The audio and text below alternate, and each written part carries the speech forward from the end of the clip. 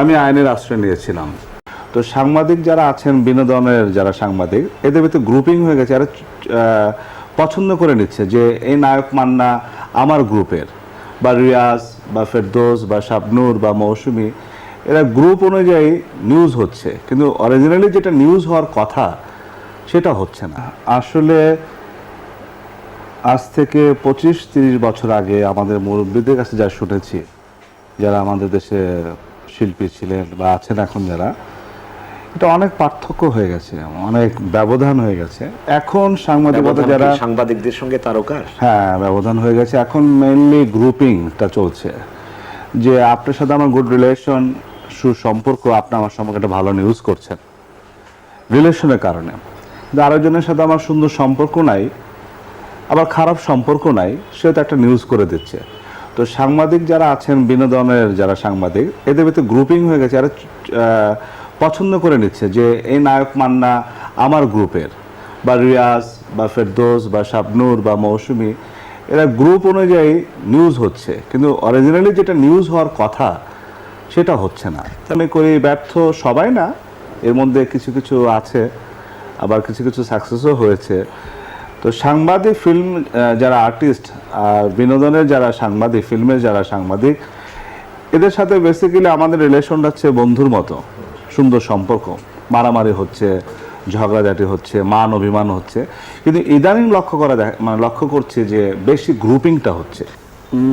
অভিযোগ যে সবার একটা সামাজিক সত্য কথা বলা বা মিথ্যা কথা বলা, যেটাই লেখুন না কেন, স্টারদের নিয়ে, শিল্পীদেরকে নিয়ে গসিপিং হবে, আলোচনা সমালোচনা হবে, কিন্তু এমন কোনো কিছু করা উচিত না যে সামাজিকভাবে একটা হেয় হওয়া, তার পারিবারিক জীবন নষ্ট হয়ে যাওয়া বা সামাজিকভাবে তার সম্মান নষ্ট হয়ে যাওয়া। এই ধরনের নিউজ করলে ব্যক্তিগত জীবন নিয়ে কোনো কিছু যদি করা হয় ভীষণ নোংরাভাবে। আমি আইনের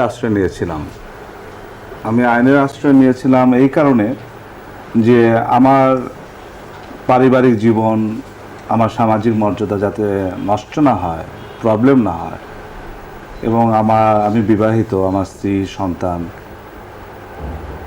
তাদের কারণে বলেন, আমার ফিল্ম কেরিয়ারের কারণে বলেন, যে ধরনের একটা মিথ্যে বানোয়াট নিউজ।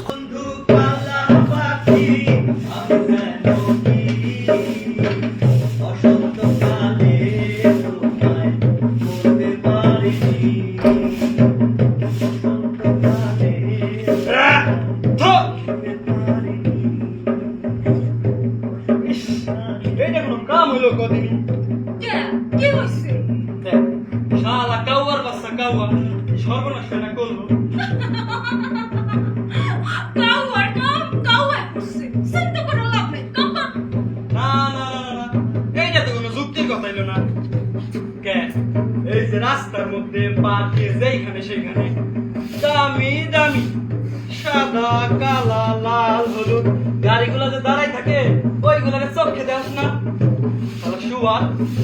তারপরে সব গাড়িগুলোর ভিতরে চান্দি ছিলা, তেল দেওয়া চকচকা টাক মাথাগুলা ঢুকে আর বাইরে, ঢুকে আর বাইরে, ওইগুলোকে চোখে দেখতে পাস না?